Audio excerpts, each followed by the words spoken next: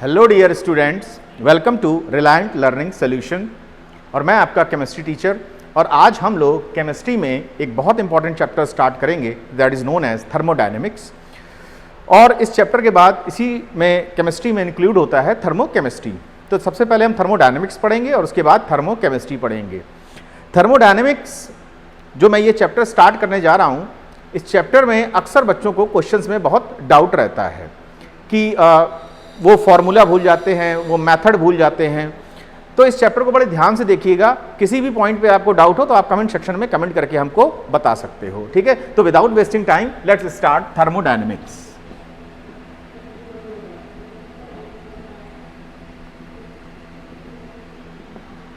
ठीक है ना। अब इस चैप्टर के नाम में अगर हम जाएं तो इस चैप्टर का नाम है थर्मोडायनेमिक्स, मतलब हीट का फ्लो। इस चैप्टर में हम जो कुछ भी पढ़ेंगे वो हीट के फ्लो के रिगार्डिंग पढ़ेंगे।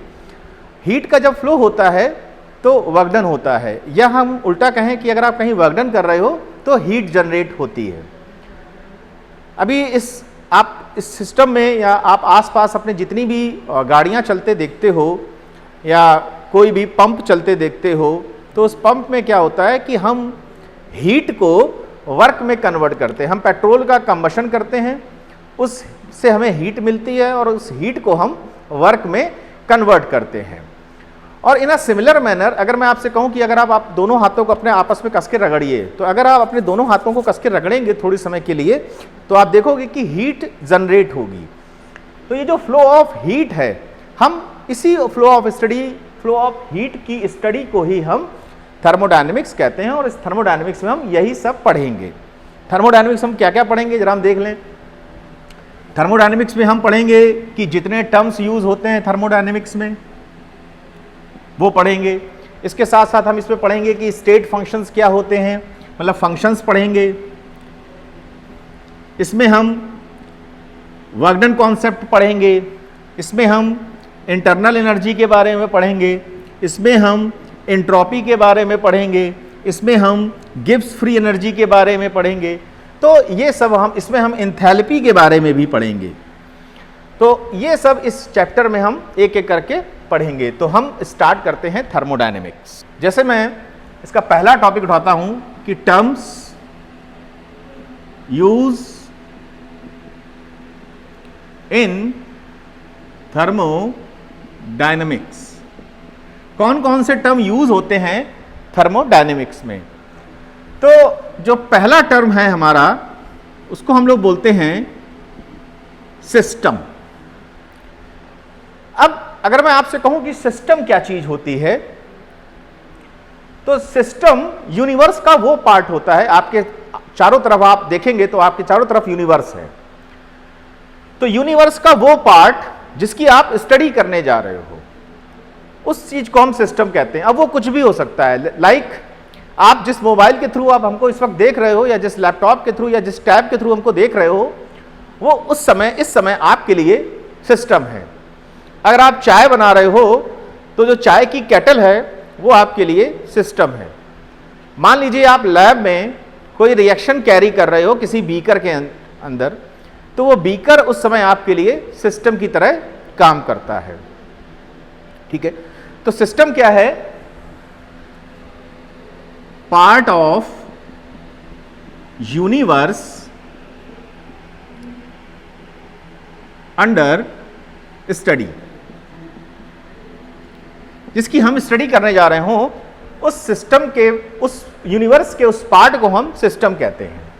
अब जो ये सिस्टम होता है ये तीन तरह का होता है। लाइक जो पहला सिस्टम होता है उसे हम लोग बोलते हैं ओपन सिस्टम। वो हमारा कहलाता है ओपन सिस्टम। अब ये ओपन सिस्टम क्या होता है? ओपन सिस्टम एक ऐसा सिस्टम होता है जिसके थ्रू हीट का भी ट्रांसफर हो सकता है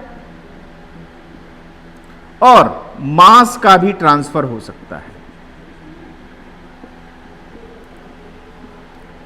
मैंने क्या बोला? ऐसा सिस्टम जिसके थ्रू हीट का भी ट्रांसफर हो जाए और मास का भी ट्रांसफर हो जाए, ऐसे सिस्टम को हम लोग बोलते हैं ओपन सिस्टम। अगर मैं इनके एग्जाम्पल की बात करूं तो जैसे मान लीजिए आपने चाय की एक कप रखा हुआ है, ओपन रखा हुआ है, तो चाय का वो कप थोड़ी समय बाद ठंडा हो जाता है, आप बोलते हो चाय ठंडी हो गई। तो चाय ठंडी क्यों हो रही है? क्योंकि इस वक्त चाय का टेम्परेचर ज़्यादा होता है रूम टेम्परेचर से। तो हीट की है, तो ये अगर हीट को नेचुरली फ्लो होना है तो वो हाई टेम्परेचर से लो टेम्परेचर की ओर फ्लो होती है, तो हीट भी ट्रांसफर हो रही होगी। और अगर आप देखें तो चाय से वेपर भी निकलती हैं, चाय से वेपर भी निकलती हैं, तो हम ये कह सकते हैं कि मास का भी ट्रांसफर हो रहा है। अब आप ये मत सोचिएगा कि अरे थोड़े से वेपर निकलने से मास का ट्रांसफर कैसे हो सकता है। यहां बात कम या ज्यादा की नहीं है, यहां बात सिर्फ इतनी है कि क्या मास का ट्रांसफर हो रहा है या नहीं हो रहा है। अगर मास का ट्रांसफर हो रहा है as well as heat transfer, तो यह सिस्टम ओपन होगा। और अगर हम बात कर लें, अगर मैं आपसे कहूं कि एसी जो आपके कमरे में लगा रहता है, एयर कंडीशनर, तो एसी कैसा सिस्टम है? तो एसी भी एक ओपन सिस्टम होता है। अब कैसे ओपन सिस्टम होता है कि मान लीजिए वो आपके कमरे में लगा है, तो वो उस कमरे से और बाहर के एनवायरनमेंट में हीट का एक्सचेंज कर रहा है। और मास ट्रांसफर कैसे हो रहा है? अगर आपने एसी के बाहर आउटफ्लो को देखेंगे तो उसमें वाटर ड्रॉप निकल रही है। अगर वाटर ड्रॉप निकल रही है तो ये कहां से निकल रही है? वो आपका जो कमरे का सिस्टम है उससे वो मॉइस्चर ऑब्जॉर्ब करके बाहर निकालता है। तो एसी भी कैसा हुआ? ओपन सिस्टम, ठीक है ना।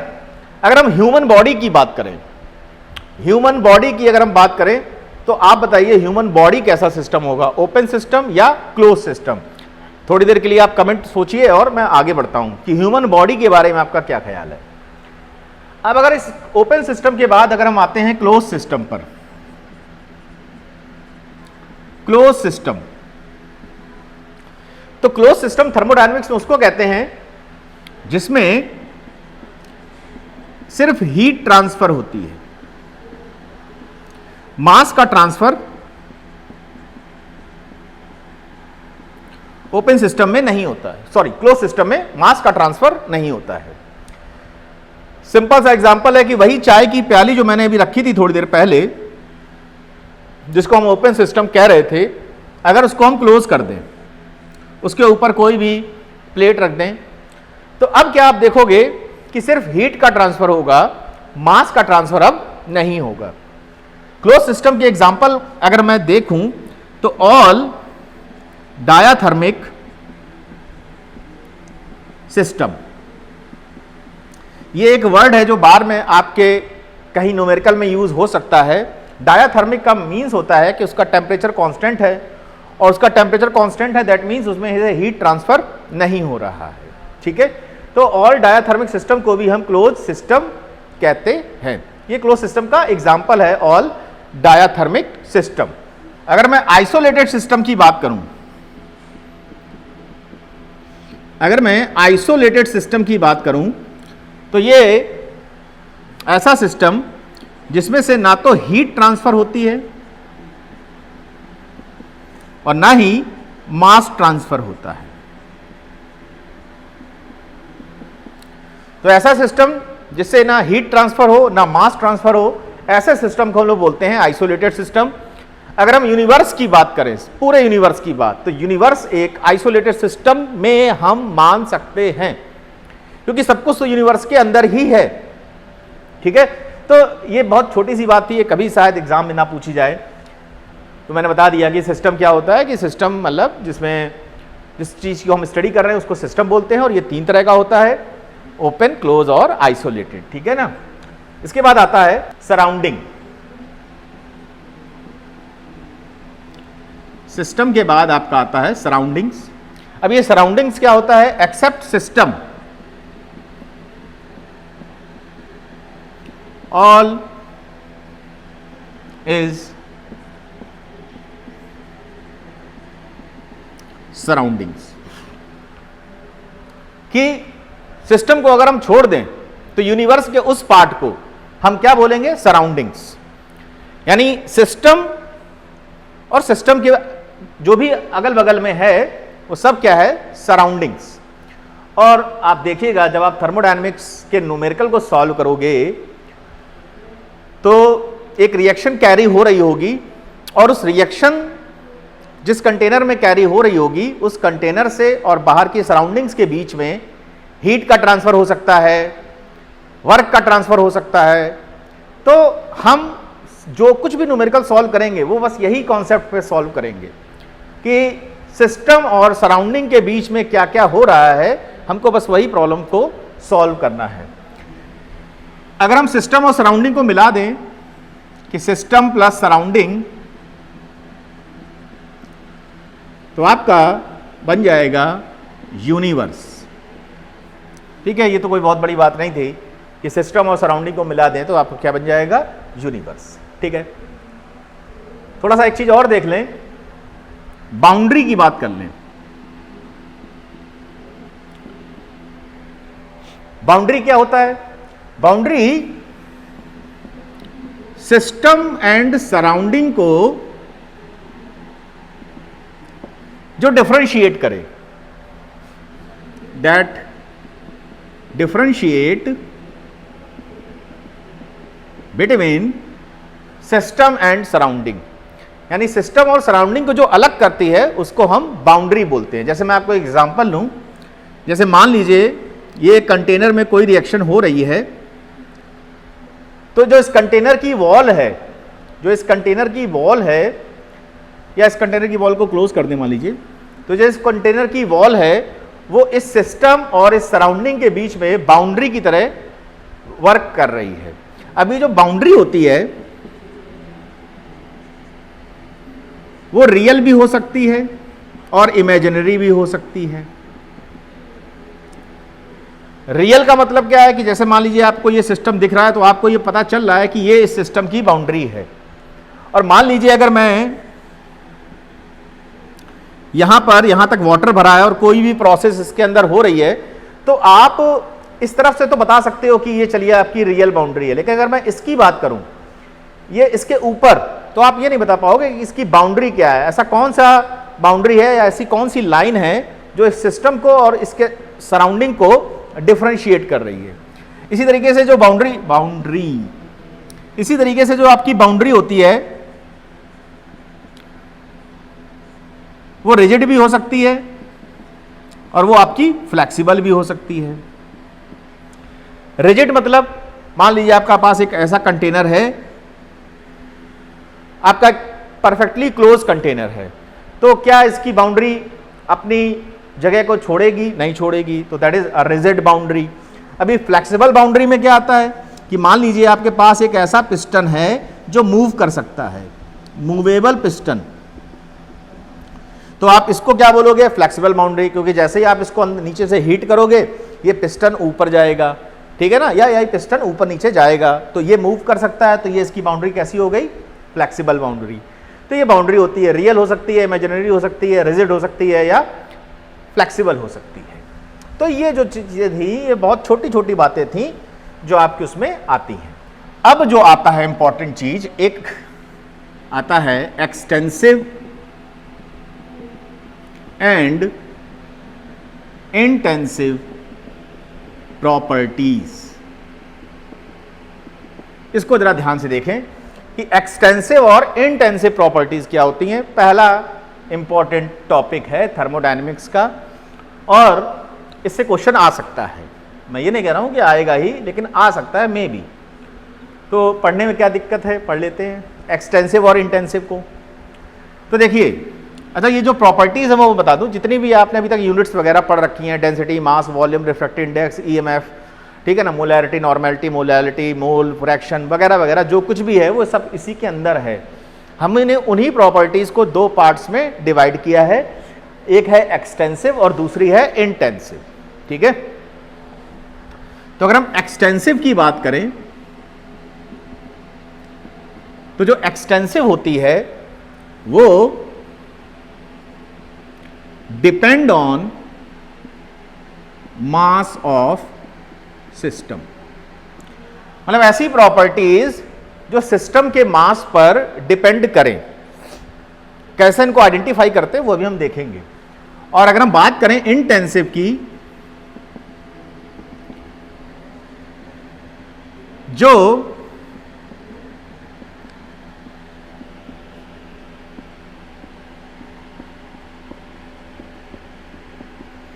सिस्टम के मास पे डिपेंड ना करें, उनको बोलते हैं intensive.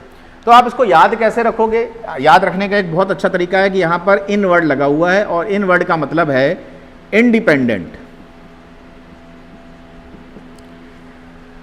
Independent of mass that is intensive और dependent on mass that is extensive.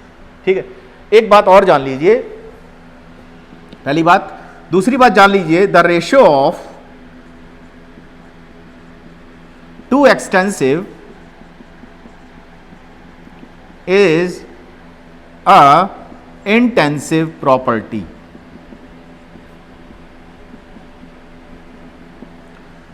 मैंने क्या बोला कि अगर आप दो एक्सटेंसिव प्रॉपर्टीज का रेशो देखोगे तो वो ऑलवेज एक इंटेंसिव प्रॉपर्टी निकल के आएगी। अभी हम थोड़ी देर में देखने वाले हैं कैसे रेशो देखेंगे। तो आपने इंटेंसिव देख लिया और एक्सटेंसिव देख लिया, ठीक।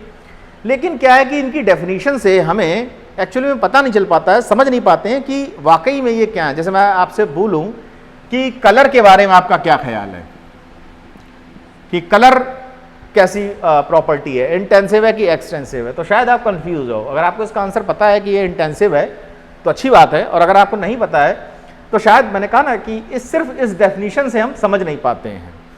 तो ये पहली बात तो ये जान लीजिए कि एक्सटेंसिव इंटेंसिव क्या होता है, और the ratio of two extensive is always a intensive property. अब हम इसको जरा आगे इसको डिटेलिंग में समझते हैं। आप क्या करिए कि मान लीजिए ये हमारा व्हाइट बोर्ड एक सिस्टम है, हमारा व्हाइट बोर्ड जिस पे आप पढ़ रहे हो वो एक सिस्टम है। आप इस व्हाइट बोर्ड को इक्वल पार्ट्स में काट दीजिए। आपने इस व्हाइट बोर्ड को इक्वल पार्ट्स में काट दिया। काटने के बाद आप इसका एक सबसे छोटा वाला टुकड़ा उठा लीजिए, ये इस टुकड़े को निकालकर अलग कर लीजिए। अब इस टुकड़े की किसी भी प्रॉपर्टी को चेक करिए।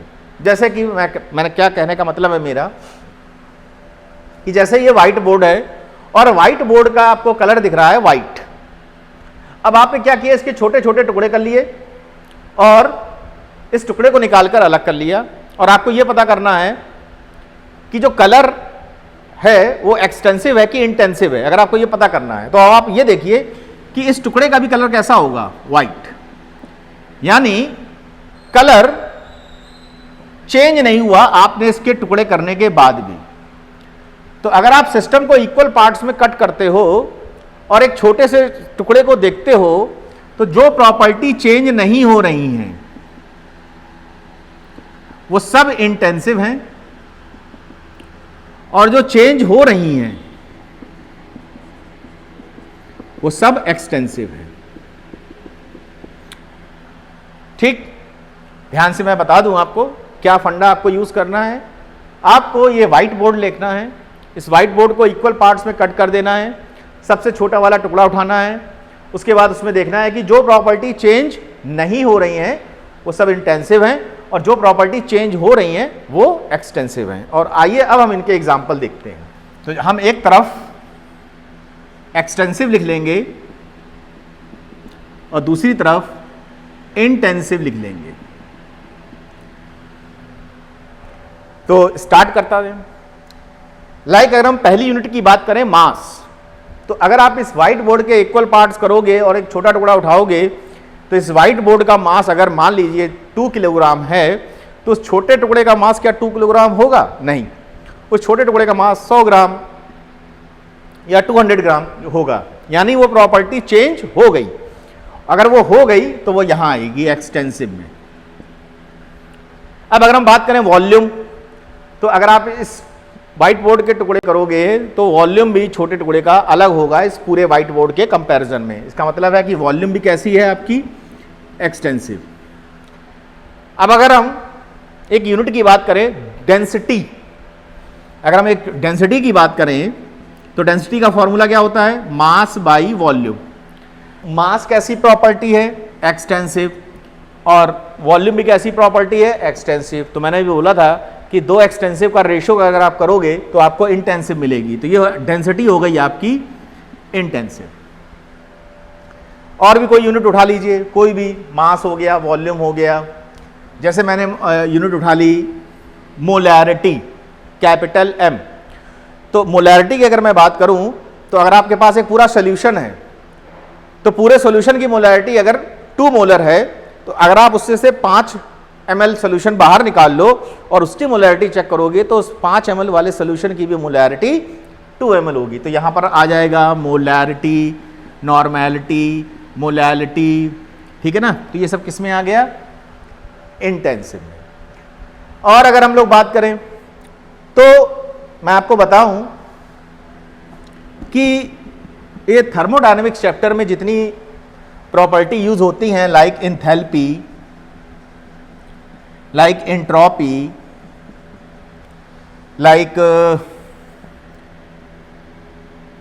गिब्स फ्री एनर्जी,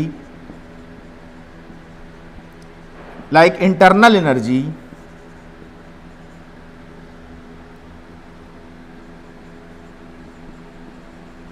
ये सब कैसी हैं? एक्सटेंसिव। लेकिन अगर वर्ड लिखा है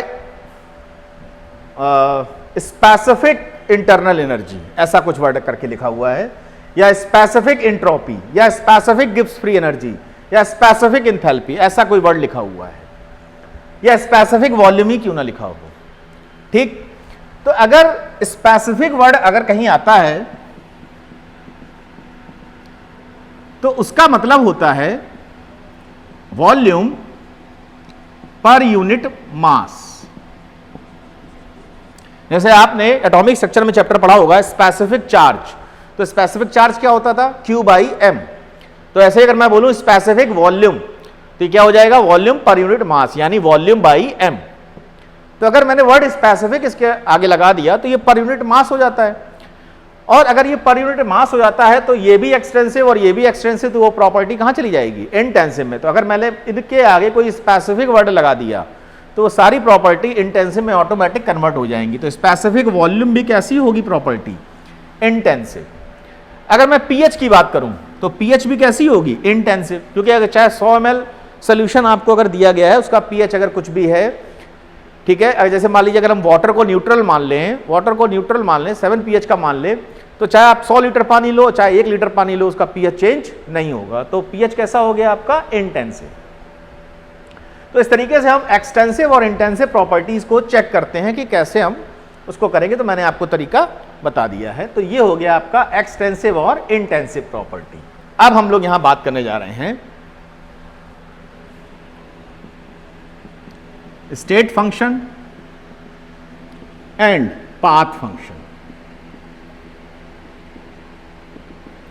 हम लोग यहां बात करेंगे स्टेट फंक्शन और पाथ फंक्शन की।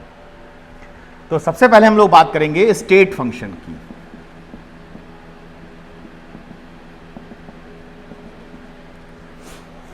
तो स्टेट फंक्शन क्या होते हैं? पहली बात तो मैं फंक्शन बता दूं, तो फंक्शन में आप घबराइएगा नहीं, ये वही प्रॉपर्टीज है जो अभी तक हम पढ़ के आए हैं, like internal energy, entropy, enthalpy, हम इन्हीं सबको चेक करेंगे, वर्क, हीट, तो वही चीज लिखी हुई है। तो ऐसी प्रॉपर्टीज या ऐसे फंक्शन जो सिस्टम की केवल इनिशियल स्टेट और फाइनल स्टेट पे डिपेंड करते हो, ठीक है। तो स्टेट फंक्शंस और पाथ फंक्शन को हम लोग डिटेल में नेक्स्ट लेक्चर में स्टार्ट करेंगे। स्टेट फंक्शन और पाथ फंक्शन ये क्या होते हैं।